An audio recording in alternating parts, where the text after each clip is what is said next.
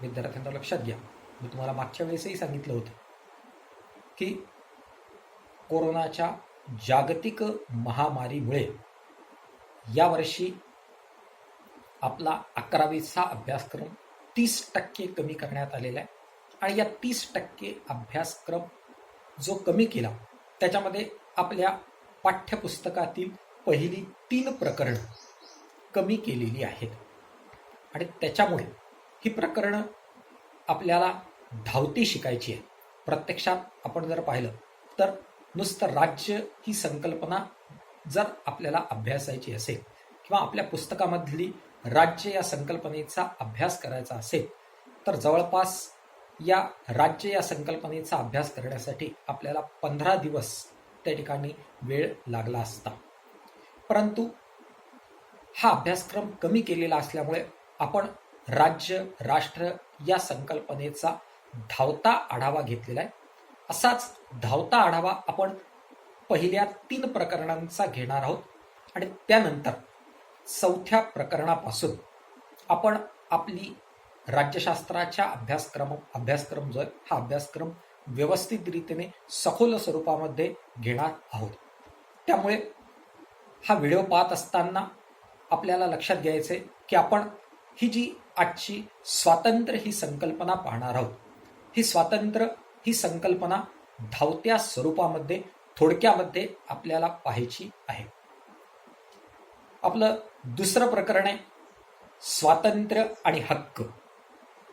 यापैकी आजच्या व्हिडिओमध्ये आपण स्वातंत्र्य या संकल्पनेचा विचार करणार आहोत.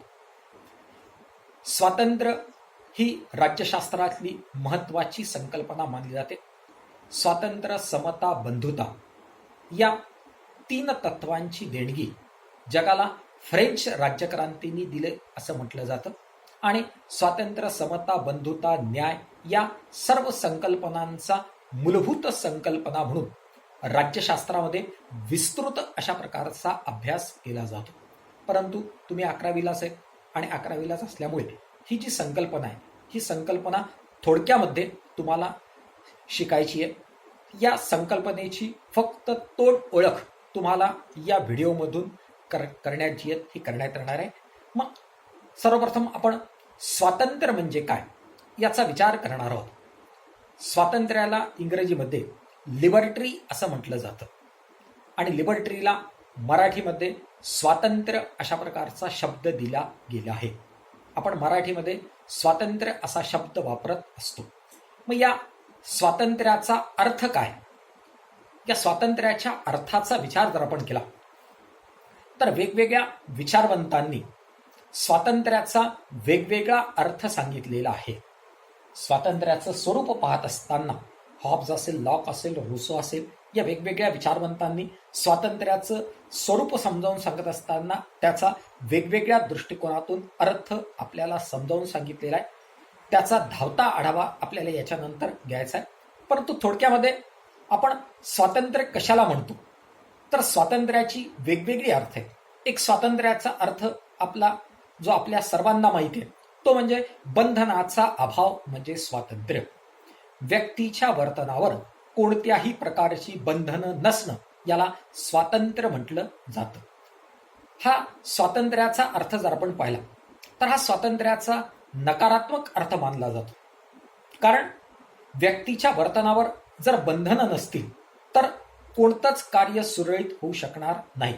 बळी तो कानपिळी अशा प्रकारची परिस्थिती निर्माण होईल आणि अराजकता निर्माण होईल. आणि त्याच्यामुळे बंधनाचा अभाव ही स्वातंत्र्याची संकल्पना प्रत्येक व्यक्तीला हवीशी वाटत असली. प्रत्येक व्यक्तीला वाटतं की आपल्यावर कोणत्याच प्रकारचं बंधन नसावं, आपण बंधनमुक्त जीवन जगावं. परंतु प्रत्यक्ष परिस्थितीचा विचार आपण केला तर मनुष्य हा समाजशील प्राणी आहे आणि समाजशील प्राणी असल्यामुळे समाजामध्ये वावरत असताना त्याला बंधनं पाळावीच लागत असतात. जर कोणती व्यक्ती जी आहे या व्यक्तीने सामाजिक जीवनामध्ये, वैयक्तिक जीवनामध्ये बंधनं पाळली नाही तर त्याचा विपरीत परिणाम त्याच्यावर होत असतो. उदाहरणार्थ आपण जर पाहिलं, झोपेच्या वेळेचं बंधन पाळलं नाही, जास्त वेळ झोपले, शरीरावर विपरीत परिणाम होतो. खायचं बंधन, विशिष्ट खायचं बंधन असतं, त्याच्यापेक्षा अमर्याद खाल्लं आपल्या तब्येतीवर परिणाम होतो. त्याचप्रमाणे सामाजिक जीवनामध्ये सामाजिक बंधनं जर आपण पाळली नाही तर मनुष्य हा समाजशील प्राणी आहे. त्याला समाजामध्ये राहावं लागतं आणि समाजामध्ये एकटा व्यक्ती नसतो, इतर व्यक्ती असतात आणि त्याच्यामुळे सामाजिक बंधनं त्याला पाळावीच लागत असतात. आणि यामुळे स्वातंत्र्याचा दुसरा अर्थ सकारात्मक दृष्टिकोनातून जो सांगितला जातो तो म्हणजे बंधनाचा अभाव म्हणजे स्वातंत्र्य नसून उचित बंधनाची व्यवस्था म्हणजे स्वातंत्र्य होय. लक्षात घ्या, या ठिकाणी शब्द दिलेला आहे उचित बंधनं.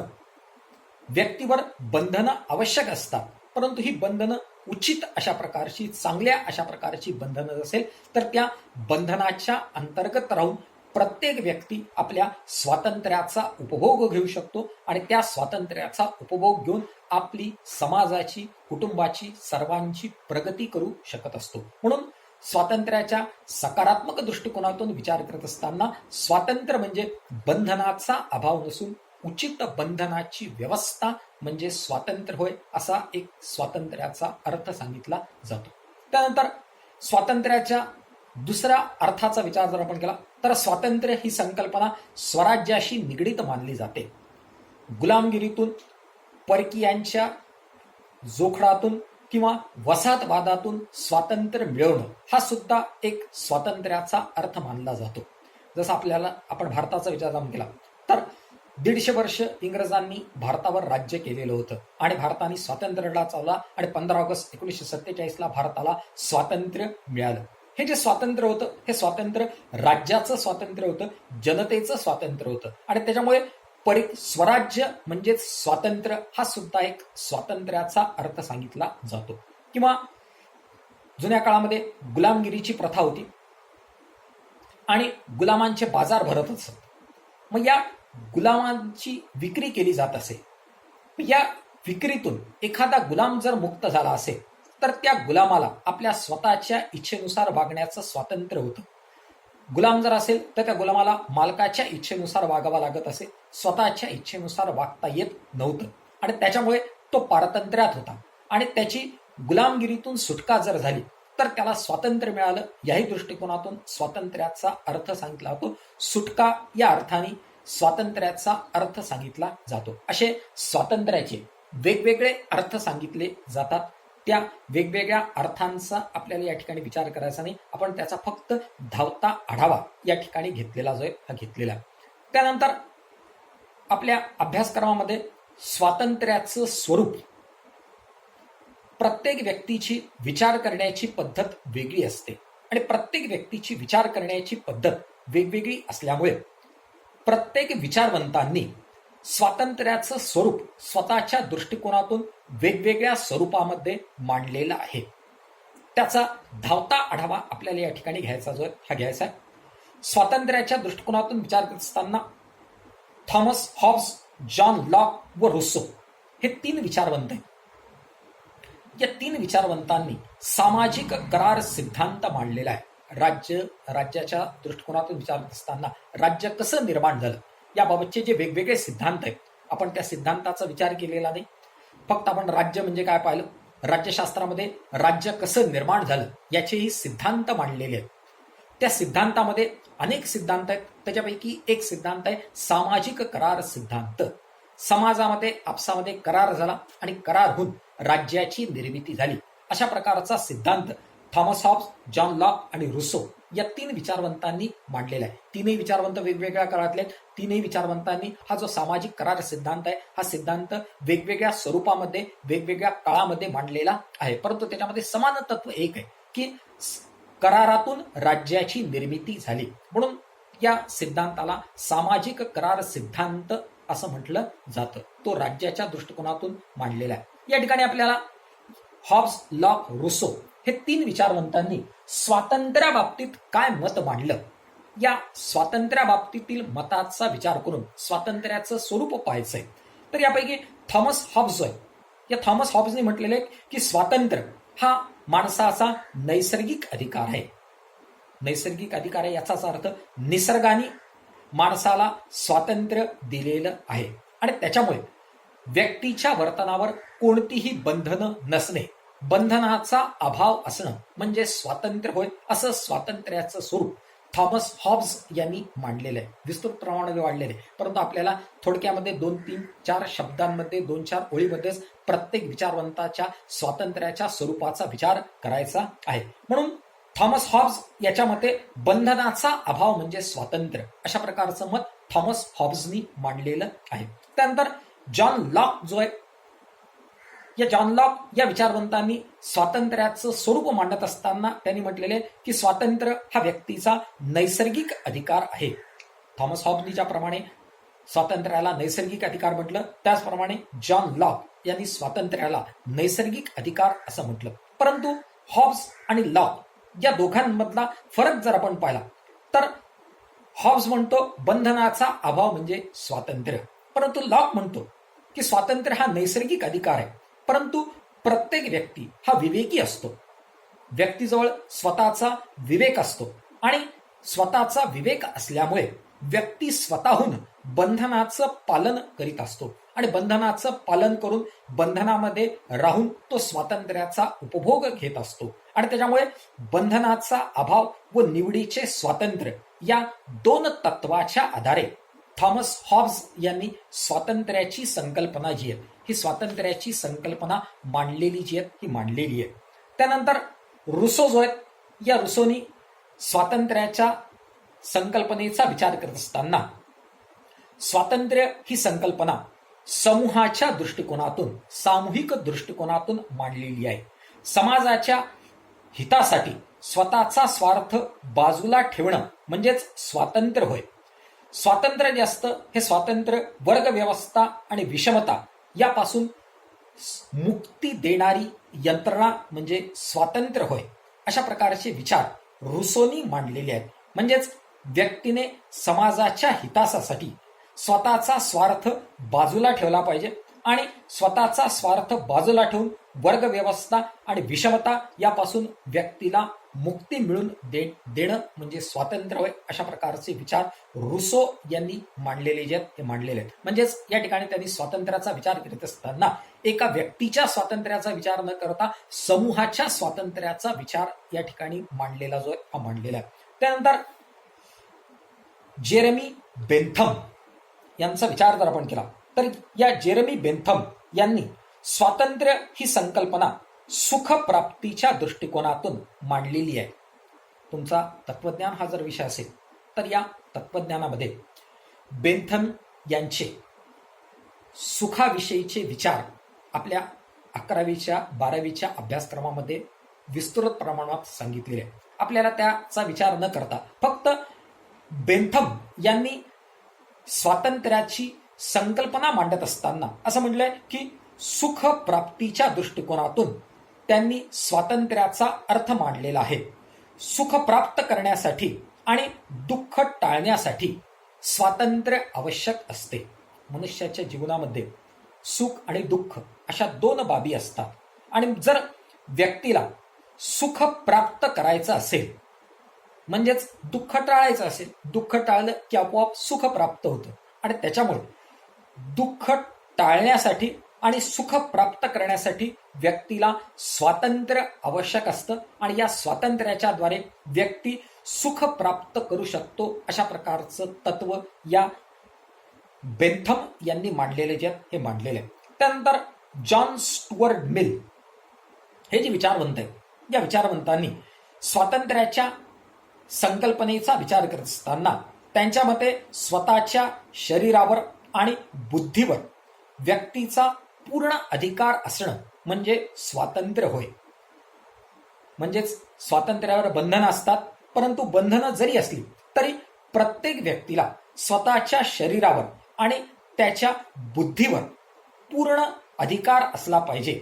स्वतःच्या शरीराबाबत काय निर्णय घ्यायचा तो त्यांनी निर्णय घेता आला पाहिजे. त्याचप्रमाणे त्याच व्यक्ती जे या व्यक्तीला आपली बुद्धिमत्ता कशी वापरायची, आपल्या बुद्धिमत्तेमध्ये कसा विकास करायचा आणि त्या बुद्धीच्या आधारे कोणकोणते घटक प्राप्त करायचे याबाबतची विचार त्यांनी मांडलेले जे आहेत हे मांडलेले आहेत. जॉन स्टुअर्ट मिल यांनी ऑन लिबर्टी हा जो ग्रंथ लिहिलेला आहे, या ग्रंथामध्ये ही स्वातंत्र्याची संकल्पना विस्तृत अशा प्रकारामध्ये मांडलेली आहे आणि त्याच्यामुळे स्वतःच्या शरीरावर आणि बुद्धीवर व्यक्तीचा पूर्ण अधिकार असणं म्हणजे स्वातंत्र्य होय, अशा प्रकारची संकल्पना जॉन स्टुअर्ट मिल यांनी मांडलेली जी आहे ती मांडलेली. त्यानंतर या सर्व विचारवंतांनी स्वातंत्र्याचं स्वरूप आपापल्या वेगवेगळ्या पुस्तकातून जे या पुस्तकातून वेगवेगळ्या ग्रंथातून त्यांनी स्वरूप मांडलेले आहे. प्रत्येकाचा मोठमोठा ग्रंथ आहे आणि मोठमोठ्या ग्रंथामध्ये त्यांनी हे स्वरूप मांडलेले आहे. त्या स्वरूपाचा अगदी थोडक्यामध्ये 2 ते 3 वाक्यांमध्ये आढावा आपण या ठिकाणी घेतलेला जो आहे हा घेतलेला आहे. खऱ्या अर्थाने ही जी पुस्तकं आहेत ही पुस्तकं जर आपण वाचली तर त्यातून खऱ्या अर्थाने आपल्याला स्वातंत्र्याचा अर्थ, स्वातंत्र्याचं स्वरूप जे असतं हे स्वरूप समजून घेता येऊ शकतं. यानंतर स्वातंत्र्याच्या 2 संकल्पना महत्वाच्या मानल्या जातात. या स्वातंत्र्याच्या 2 संकल्पनेचा आपल्याला या ठिकाणी विचार करायचा आहे. आपल्या अभ्यासक्रमामध्ये या 2 संकल्पना दिलेल्या आहेत. याही 2 संकल्पना थोडक्यामध्ये त्या ठिकाणी मांडलेल्या आहेत आणि त्याच्यामुळे आपल्याला या 2 संकल्पनेचा अत्यंत धावता आणि थोडक्यात आढावा जो आहे आढावा घ्यायचा आहे. या दृष्टिकोनातून विचार जर आपण केला तर स्वातंत्र्याचे नकारात्मक स्वातंत्र्य आणि सकारात्मक स्वातंत्र्य असे 2 दृष्टिकोन किंवा 2 संकल्पना मांडल्या जातात. 1958 मध्ये इसया बर्लिन जे होते यांनी एक निबंध प्रकाशित केला आणि त्यांनी निबंध प्रकाशित करून त्यांनी सकारात्मक स्वातंत्र्य आणि नकारात्मक स्वातंत्र्य अशा प्रकारच्या 2 संकल्पना ज्या आहेत या संकल्पना मांडलेल्या आहेत. खऱ्या अर्थाने इसया बर्लिन यांनी सकारात्मक स्वातंत्र्य आणि नकारात्मक स्वातंत्र्य अशा प्रकारचे 2 संकल्पना मांडलेल्या असल्या तरी याबाबतचं अनेक विचारवंत आहेत.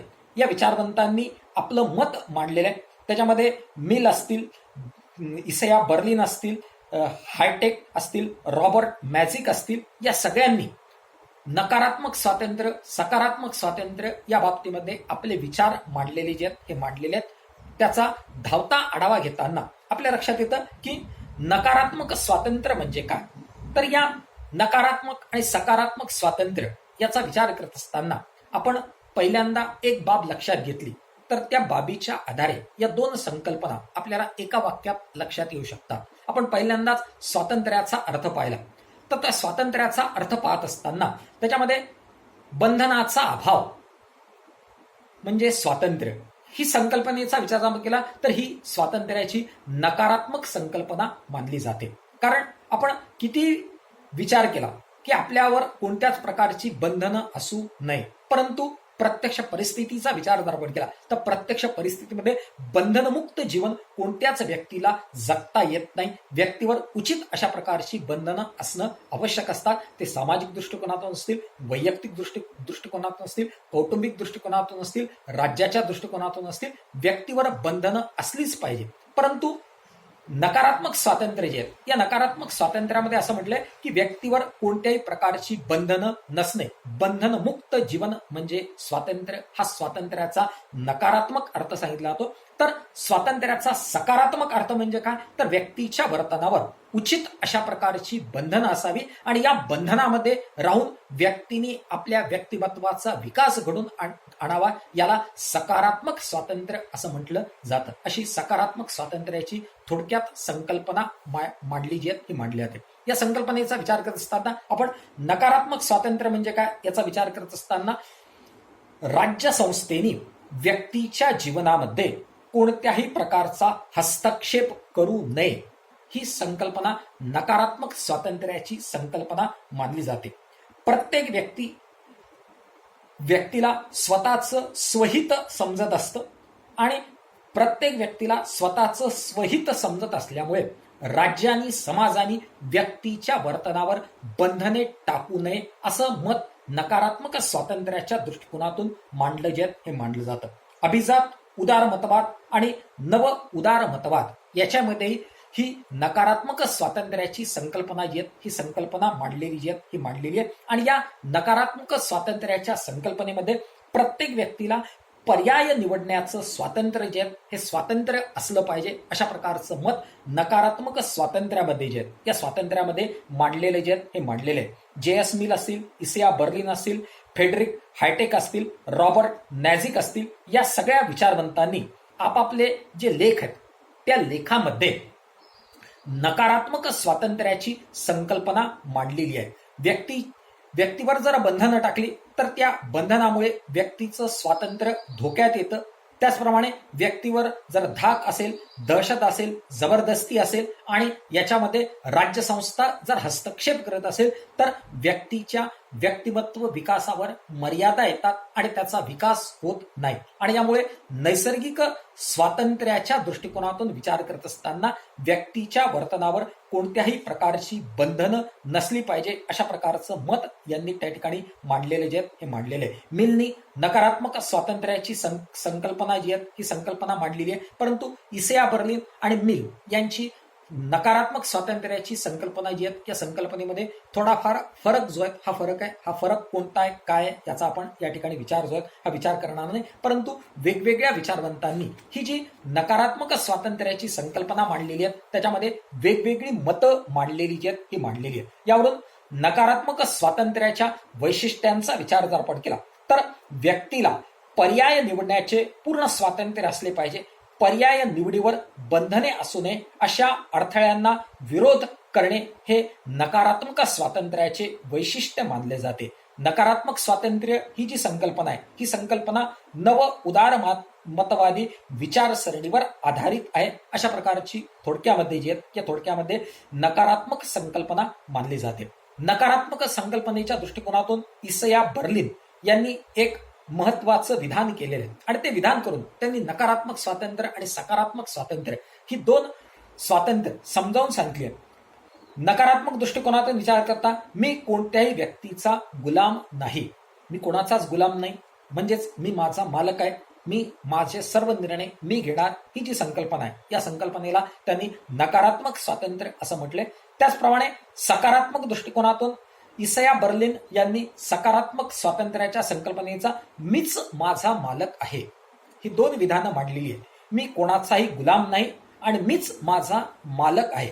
या दोन संकल्पनेतून नकारात्मक स्वातंत्र्य आणि सकारात्मक स्वातंत्र्य या दोन स्वातंत्र्य जे आहेत हे स्वातंत्र्य त्यांनी मांडलेली जी आहेत ही मांडलेली.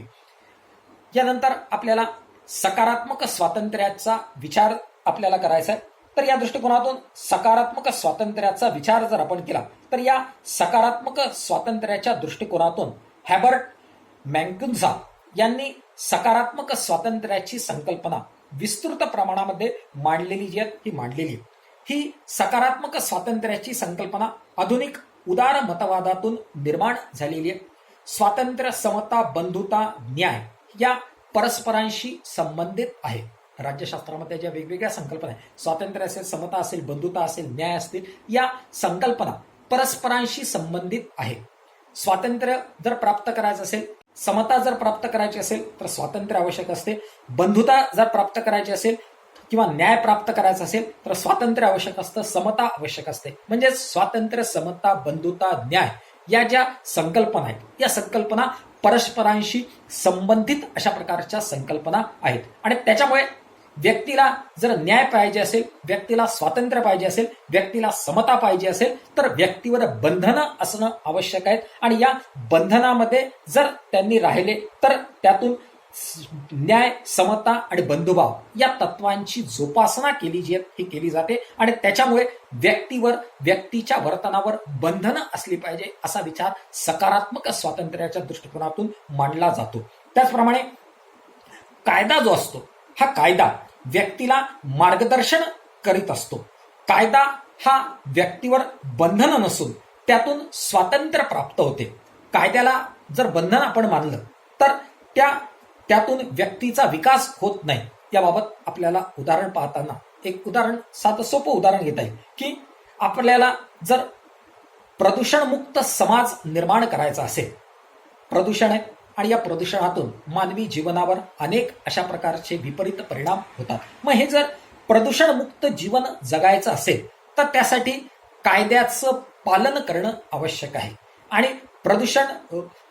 प्रदूषणाच्या नियमांचं उल्लंघन केलं तर शिक्षा होईल, आणि शिक्षा जर झाली तर पर्यावरणाचं संरक्षण जे आहे हे संरक्षण केलं जे हे केलं जाईल. म्हणजेच हे जे पर्यावरणाचं संरक्षण आहे किंवा प्रदूषणाचं संरक्षण जर आपल्याला करायचं असेल तर त्यासाठी कायद्याची आवश्यकता आहे. कायदा जर नसेल तर पर्यावरणाचं संरक्षण केलं जाणार नाही. आणि त्याच्यामुळे कायदा जो आहे हा व्यक्तीच्या विकासासाठी आहे.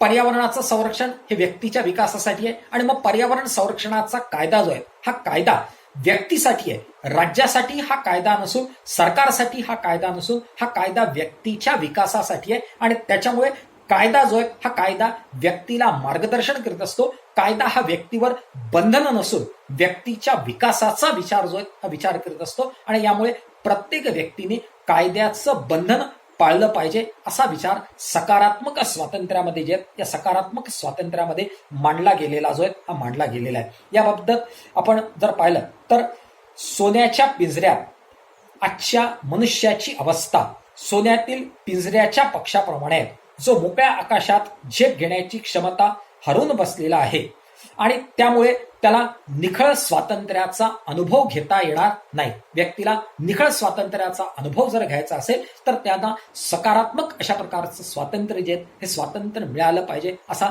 सकारात्मक स्वातंत्र्याचा थोडक्यामध्ये अर्थ सांगितला जो आहे हा सांगितला जातो. यानंतर आपल्याला स्वातंत्र्याच्या दृष्टिकोनातून स्वातंत्र्याची भारतीय संकल्पना थोडक्यामध्ये समजावून घ्यायची आहे. स्वातंत्र्याची भारतीय संकल्पनेचा आपण विचार जर आपण केला तर ही स्वातंत्र्याची संकल्पना आपल्याला दोन भागात पाहता येईल. एक आध्यात्मिक भागामध्ये आणि दुसरं स्वातंत्र्य प्राप्तीच्या अगोदर भारतामध्ये असणारी स्वातंत्र्याची संकल्पना. आध्यात्मिक दृष्टिकोनातून विचार जर आपण केला तर मुक्ती मिळवणं हा स्वातंत्र्याचा अर्थ सांगितला जातो. भारतामधल्या अनेक धर्मांचा विचार जर आपण केला तर या अनेक धर्मांमध्ये जन्म आणि मृत्यू, जन्माला येणं, जन्मातून आल्यानंतर मृत्यू होणं, मृत्यू झाल्यानंतर पुन्हा जन्माला येणं, पुनर्जन्मावर अनेक धर्मांनी आपला विश्वास व्यक्त केला आहे. पुनरपि जन्मम पुनरपि मरणम, पुन्हा जन्माला येणं, पुन्हा मरण, पुन्हा जन्माला येणं, पुन्हा मरण येणं, हा जन्म मृत्यूचं चक्र जे हे चक्र असतं. आणि या जन्म मृत्यूच्या चक्रातून जर आपल्याला सुटका पाहिजे असेल तर आपण आध्यात्मिक काम केलं पाहिजे आणि चांगलं काम केलं पाहिजे, आध्यात्मिक प्रगती केली पाहिजे. आध्यात्मिक चांगलं काम जर केलं तर आपली या जन्म मृत्यूच्या फेऱ्यातून सुटका होते, मुक्ती होते. आणि त्याच्यामुळे स्वातंत्र्य म्हणजे मुक्ती असा स्वातंत्र्याचा आध्यात्मिक दृष्टिकोनातून भारतीय तत्वज्ञानामध्ये अर्थ सांगितला जो आहे हा सांगितला आहे. आणि त्याच्यामुळे ही जी विचार जर आपण केला तर आध्यात्मिक दृष्टिकोनातून मुक्ती म्हणजे स्वातंत्र्य, हा स्वातंत्र्याचा अर्थ सांगितला जो आहे हा सांगितला होतो. त्यानंतर भारतीय दृष्टिकोनातून विचार जर आपण केला तर भारतामध्ये स्वातंत्र्याच्या संकल्पनेचा विचार करत असताना पारतंत्र्याच्या कालखंडामध्ये स्वातंत्र्याची संकल्पना कशा प्रकारची होती याचा विचार जर आपण केला तर पारतंत्र्याच्या कालखंडामध्ये इंग्रज जे होते या इंग्रजांनी भारतामध्ये अनेक सुधारणा कायदे केले आणि पाश्चिमात्य शिक्षणाची सुरुवात भारतामध्ये केली. याच्यामध्ये सतीची प्रथा बंद करणं असेल किंवा विधवा विवाहाला मान्यता देणं असेल, अशा प्रकारे या भारतामध्ये असणाऱ्या अनिष्ट रूढी आणि परंपरा बंद करून त्यांनी पाश्चिमात्य शिक्षण सुरू केलं. आणि त्याच्यामुळे हे जे पाश्चिमात्य शिक्षण जे होतं या पाश्चिमात्य शिक्षणाचा प्रभाव भारतातील लोकांवर बसला आणि त्या दृष्टिकोनातून पाश्चिमात्य दृष्टिकोनातून स्वातंत्र्याचा विचार त्या कालखंडामध्ये जे या कालखंडामध्ये लोक करू जे हे करू लागले. म्हणजेच स्वातंत्र्य चळवळीच्या विचार जर आपण केला तर त्याच्या चळवळीच्या कालखंडामध्ये पहिल्या कालखंडामध्ये पाश्चिमात्य शिक्षण घेतलेले जे तरुण होते या तरुणांनी पाश्चिमात्य शिक्षणाच्या आधारे स्वातंत्र्याची संकल्पना मांडलेली जी ही मांडलेली होती. त्यानंतर मध्यंतरीच्या कालखंडाचा विचार जर आपण केला तर महात्मा ज्योतिबा फुले आणि डॉक्टर बाबासाहेब आंबेडकर, भारतातील प्रत्येक व्यक्तीला महात्मा ज्योतिबा फुले आणि डॉक्टर बाबासाहेब आंबेडकर यांचं कार्य आपल्या सगळ्यांना माहिती आहे. यांनी जातीय विषमता असेल, शिक्षण असेल, याच्यासाठी वेगवेगळ्या प्रकारचे अहोरात्र प्रयत्न करून समतेची प्रस्थापना करणं, स्वातंत्र्याची प्रस्थापना करण्यासाठी प्रयत्न केलेले जे हे केलेले आहेत. त्यांनी स्वातंत्र्य संकल्पना महात्मा ज्योतिबा फुले असतील, डॉक्टर बाबासाहेब आंबेडकर असतील यांचा विचार जर आपण केला तर त्यांनी स्वातंत्र्य ही संकल्पना व्यापक अशा प्रमाणामध्ये मांडलेली आहे. अनेक पुस्तकांमधून त्यांनी ही संकल्पना मांडलेली जी आहे ही मांडलेली आहे. या दृष्टिकोनातून विचार जर आपण केला तर जातीय विषमतेतून मुक्तता म्हणजे स्वातंत्र्य होय असा विचार डॉक्टर बाबासाहेब आंबेडकर असतील किंवा महात्मा ज्योतिबा फुले असतील यांनी मांडला होता. भारतामध्ये आपण विचार केला तर भारतामध्ये जाती व्यवस्था निर्माण झाली होती. उच्च जाती आणि नीच जाती अशा प्रकारच्या जाती ज्या या जाती होत्या आणि या जातीतून वरिष्ठ जातीतले लोक कनिष्ठ जातींवर अन्याय करत होते आणि त्याच्यामुळे या कनिष्ठ जातींची गुलामगिरीतून मुक्तता करणं आणि जातीय विषमतेतून मुक्तता करणं म्हणजेच स्वातंत्र्य होय अशा प्रकारचा विचार डॉक्टर बाबासाहेब आंबेडकर असतील किंवा महात्मा ज्योतिबा फुले यांनी मांडलेला जो हा मांडलेला होता. किंवा महात्मा ज्योतिबा फुले स्त्री शिक्षणाच्या बाबतीमधले विचार आपल्याला येतं की स्त्रियांना शिक्षण जुन्या काळामध्ये दिलं जात नव्हतं आणि या स्त्रियांना स्त्री शिक्षणाची चळवळ राबवून स्त्रियांना शिक्षण देऊन त्यांची स्वातंत्र्याच्या दृष्टिकोनातून वाटचाल सुरू जी ही सुरू केली होती आणि त्यामुळे स्त्रियांना शिक्षण देणं म्हणजे स्वातंत्र्य असा सुद्धा अर्थ महात्मा ज्योतिबा फुलेंच्या कालखंडामध्ये स्वातंत्र्याचा त्यांनी मांडलेला जो आहे हा मांडलेला होता. म्हणजेच उच्च नीचतेचा भेद करणं, जातीय विषमतेचा भेद करणं, सर्वांना शिक्षण देणं ही म्हणजे स्वातंत्र्य होय असा विचार या दोघांनी आपल्या लिखाणातून मांडलेला जो आहे हा मांडलेला आहे. त्यानंतर महात्मा गांधी जे आहेत या महात्मा गांधींनी स्वातंत्र्यासाठी स्वराज्य ही संकल्पना जी आहे ही संकल्पना मांडलेली जी आहे ही मांडलेली आहे. महात्मा गांधींनी हिंद स्वराज्य हे पुस्तक लिहिलेलं आहे आणि या पुस्तकामध्ये त्यांनी स्वातंत्र्य या संकल्पनेबाबत आपलं मत व्यक्त केलेलं जे हे केलेलं आहे. स्व आणि राज, स्वराज्य म्हणजे स्व आणि राज, स्वतःवरचं राज्य किंवा स्वतःचं राज्य म्हणजे स्वराज्य होय अशी प्रकारची संकल्पना महात्मा गांधींनी जे या महात्मा गांधींनी मांडलेली जी ही मांडलेली आहे. पाश्चिमात्य संस्कृतीच्या वर्चस्वापासून भारतीय समाजाला मुक्त करणं, पाश्चिमात्य संस्कृती आणि पाश्चिमात्य सरकार यापासून भारताला मुक्त करणं म्हणजेच स्वराज्य होय आणि स्वराज्य म्हणजेच स्वातंत्र्य होय अशी संकल्पना महात्मा गांधींनी मांडलेली जी ही मांडलेली होती. त्याचप्रमाणे स्वराज्यासोबतच महात्मा गांधींनी स्वयंशासन, स्वयंशिस्त ही मानवी मूल्य म्हणजेच स्वातंत्र्य होय. स्वातंत्र्य जर पाहिजे असेल तर त्यासाठी स्वयंशासन आवश्यक राहील आणि स्वयंशिस्त आवश्यक राहील. स्वयंशिस्त आणि स्वयंशासनाचा वापर जर आपण केला तर आपोआप व्यक्तीला स्वातंत्र्य जे हे स्वातंत्र्य प्राप्त होतं आणि यातून त्यांनी स्वातंत्र्य लढ्याला चालना देऊन भारताला स्वातंत्र्य मिळवून देण्याचं काम महात्मा गांधींनी केलेले जे हे केलेलं होतं आणि अशा प्रकारे त्यांनीही आपल्या हिंद स्वराज्य हे जे पुस्तक होतं या पुस्तकामध्ये स्वातंत्र्याची संकल्पना थोडक्यामध्ये मांडलेली जी आहे हे मांडलेली आहे. अशा प्रकारे थोडक्यामध्ये आपण स्वातंत्र्य ही संकल्पना जी आहे या संकल्पनेचा विचार केलेला जो आहे हा केलेला आहे.